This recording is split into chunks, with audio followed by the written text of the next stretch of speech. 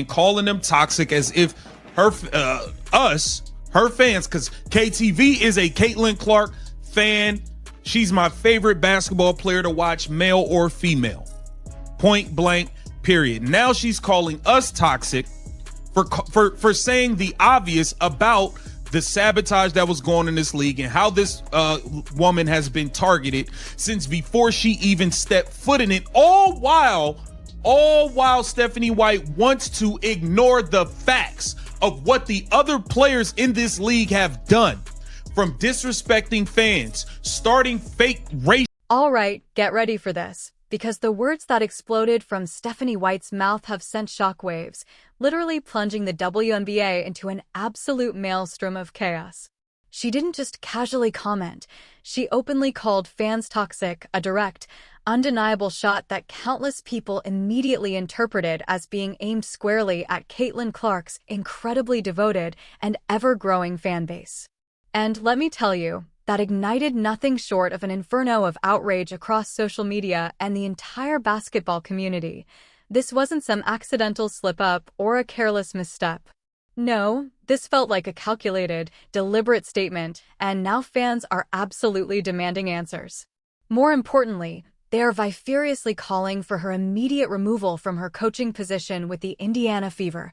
The entire league is reeling from this, grappling with the astonishing question of how a coach could so brazenly alienate the very audience, the passionate supporters who are undeniably driving its unprecedented, record-breaking growth.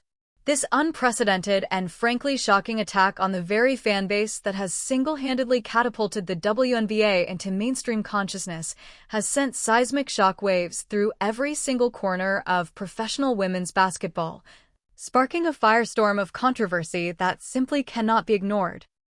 Ignore the facts of what the other players in this league have done, from disrespecting fans, starting fake racial investigations, going on platform. I'm gonna give you the facts that Stephanie White wanted to leave out. This is nasty work. Welcome to Keep the Vision. Make sure you like, comment, subscribe, share the channel, hit that bell notification, and hype the video.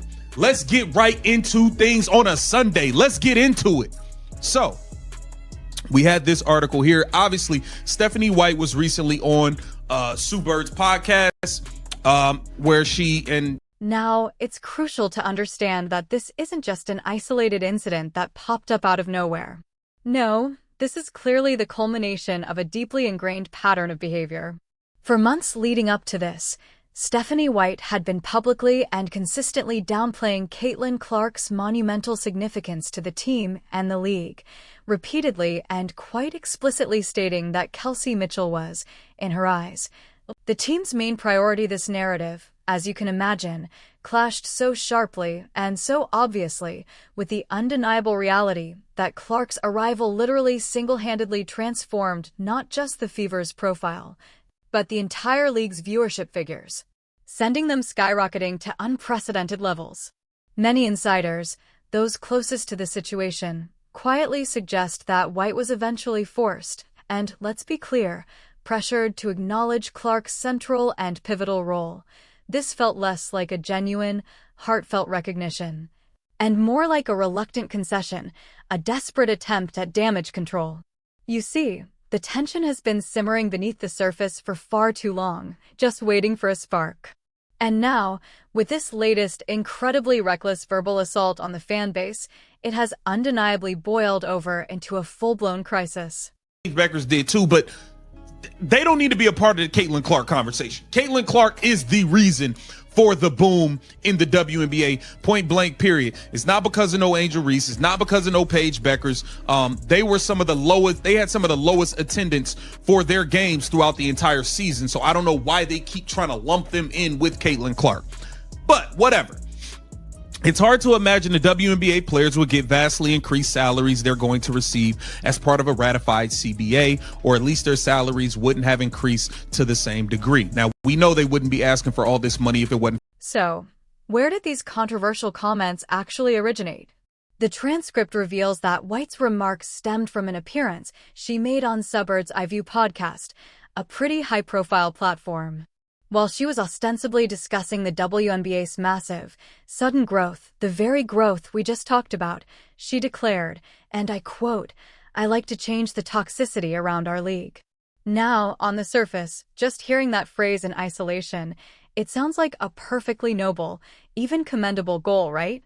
Who wouldn't want to reduce toxicity? But here's the critical distinction.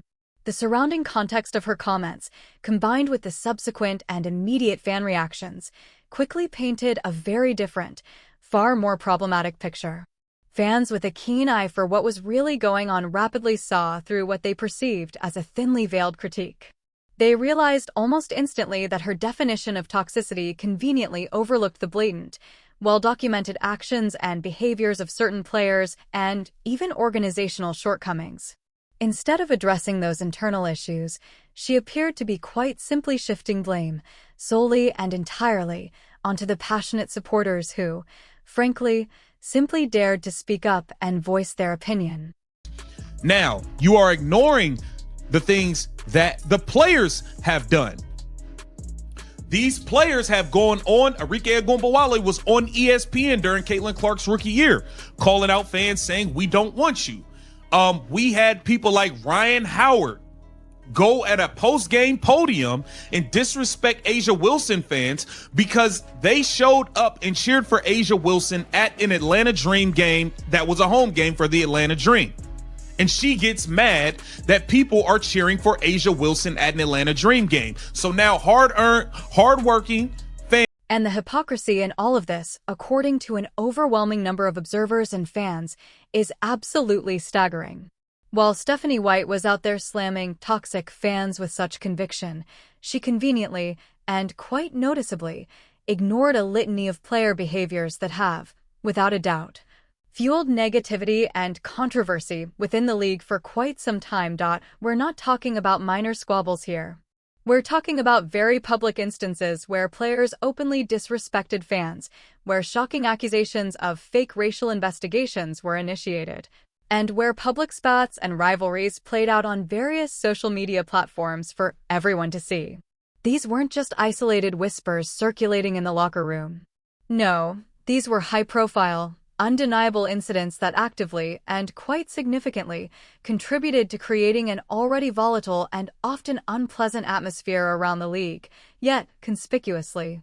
These very actions seemed to completely escape White's public condemnation, raising serious, legitimate questions about her true agenda and what she's really trying to accomplish. The double standard here, my friends, is not only glaring, it's frankly impossible for anyone with an objective to go to a basketball ignore. game can't cheer for who they want to cheer for. So she's mad that she was disrespecting fans for cheering for A'ja Wilson, but in the same breath, we had Kalia Copper of the Phoenix Mercury get mad and call out fans for booing DeWanna Bonner, who left the Indiana Fever, who was on the opposing Phoenix Mercury team when they went to play in Indiana. So fans can't cheer for an A'ja Wilson on a road game, but they also can't boo an opposing player coming into their. So, this begs the crucial question, what exactly can fans do? Or, better yet, what have fans done? Let's quickly rewind the clock to a time before Caitlin Clark even set foot on a WNBA court. Even back then, the league was already undeniably rife with internal politics and simmering frustrations. We had players like Angel Reese openly discussing and even championing the idea of playing only in alternative leagues like the much-talked-about Unrivaled League.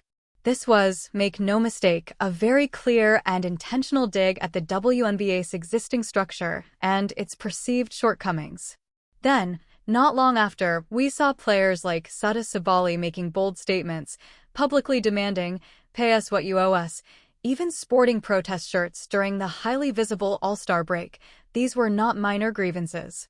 These were undeniable, very public signs of deep-seated issues already existing within the player community itself, and, frankly, within the league's own infrastructure. And all of this was happening before the so-called toxic fans, often those now aligned with Caitlin Clark, even began to voice their frustrations. When you look at the full picture, the convenient narrative of fan-induced chaos is not just flawed. It is quite severely and demonstrably a misrepresentation of the truth. On a road game, but they also can't boo in opposing player coming into their arena. What can fans do? We've seen all types of fans be called racist. Black fans of Caitlin Clark, like myself, be called the raccoons. All types of stuff. These people come at the fans all the time. The players. You never address the things that these players have done to contribute to any negativity around the league. You never do that. It took Nafisa Collier getting taken out. Now, let's get down to brass tacks. The WNBA's recent, truly astonishing boom in popularity is overwhelmingly, if not almost entirely, due to the undeniable gravitational pull of Caitlin Clark. This isn't opinion, it's a measurable reality. Yet, despite this blindingly obvious truth, constant, often transparent attempts are still made to dilute her singular impact. How? By vaguely lumping in other prominent players, like Angel Ree and Paige Bueckers, even though their respective teams are consistently struggling with some of the lowest attendance figures across the entire league. This constant, almost strategic, downplaying of Clark's singular, transformative influence, even while the league and teams are simultaneously leveraging her immense appeal to sell tickets and boost ratings, is a profound, deep source of legitimate fan frustration. It's an incredibly bitter pill to swallow for fans who literally watch their favorite players' contributions being minimized and dismissed, while others seemingly attempt to ride her coattails and bask in her reflected glory. This frustrating dynamic, make no mistake, actively fuels the very perceived toxicity that